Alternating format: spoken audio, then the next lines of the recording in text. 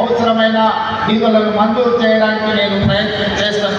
అదేవిధంగా ఈ మెదక్ జిల్లాలో ఈరోజు పటాన్చెరు పారిశ్రామిక ప్రాంతం ఒక మినీ ఇండియా లాంటిది. ఆ మినీ ఇండియాను ఆనాడు ఇందిరమ్మ మంజూరు చేయబట్టి దేశం నలుమూలలో ఉన్న కార్మికులు ఎవరైనా ఏ ప్రాంతం వారైనా కడుపు చేత పట్టుకొని పటాన్చెరు ప్రాంతంలో వస్తే బ్రతకడానికి అవకాశాన్ని కల్పించి మీరు ఆదరించిండు.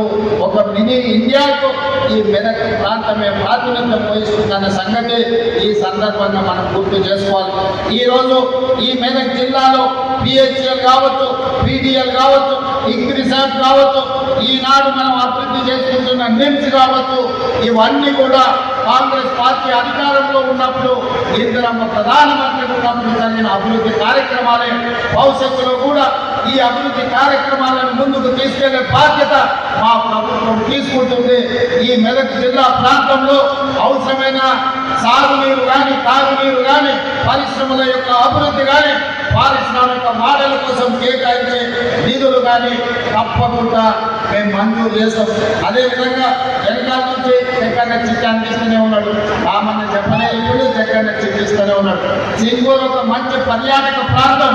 సింగూరు నుంచి మందిర జలాలు ఈరోజు నగరానికి దాహార్తిని తీర్చుతున్నాయి. తప్పకుండా ఈ సింగూరు ప్రాజెక్టులో 100% ఒక మంచి టూరిజం కింద, ఎకో టూరిజం కింద ఆ సింగూరు జలాలు హైదరాబాద్ ప్రజలు ఏదైతే దాహార్తిని తీరుస్తుందో సింగూరు యొక్క అభివృద్ధి కార్యక్రమాలు కూడా నిధులు మంజూరు చేసి ప్రత్యేకమైన సమీక్ష చేసి ఈ అభివృద్ధి కార్యక్రమాలను తీసుకెళ్తామని చెప్పి నేను ఈ సందర్భంగా తెలియజేస్తున్నా. మిత్రులారా, ఈరోజు ఎన్నికలు ముగిసినాయి. ఇక మనం అభివృద్ధి కార్యక్రమాలు చేసుకోవాలి. రైతులకి ఈరోజు నేను చెప్పదలుచుకున్నా.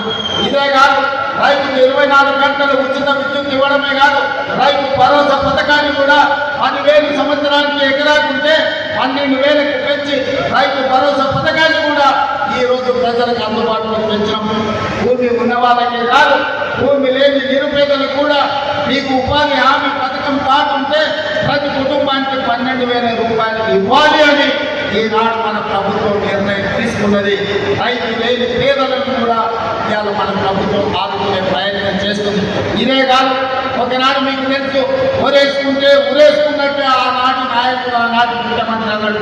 ఈనాడు మీ సోదరుడుగా రైతులకు అండగా నిలబడాలని మీరు వరి పండిస్తే చివరి కింద వరకు కొనడమే కాదు, కనీస మద్దతులతో పాటు సన్న బియ్యానికి 500 రూపాయల బోనస్ ఇవ్వాలని ఇవాళ రైతులకు బోనస్ ఇచ్చి ఆత్మగౌరవంతో బ్రతికే విధంగా ఈరోజు మన ప్రభుత్వం చర్యలు చేపట్టింది.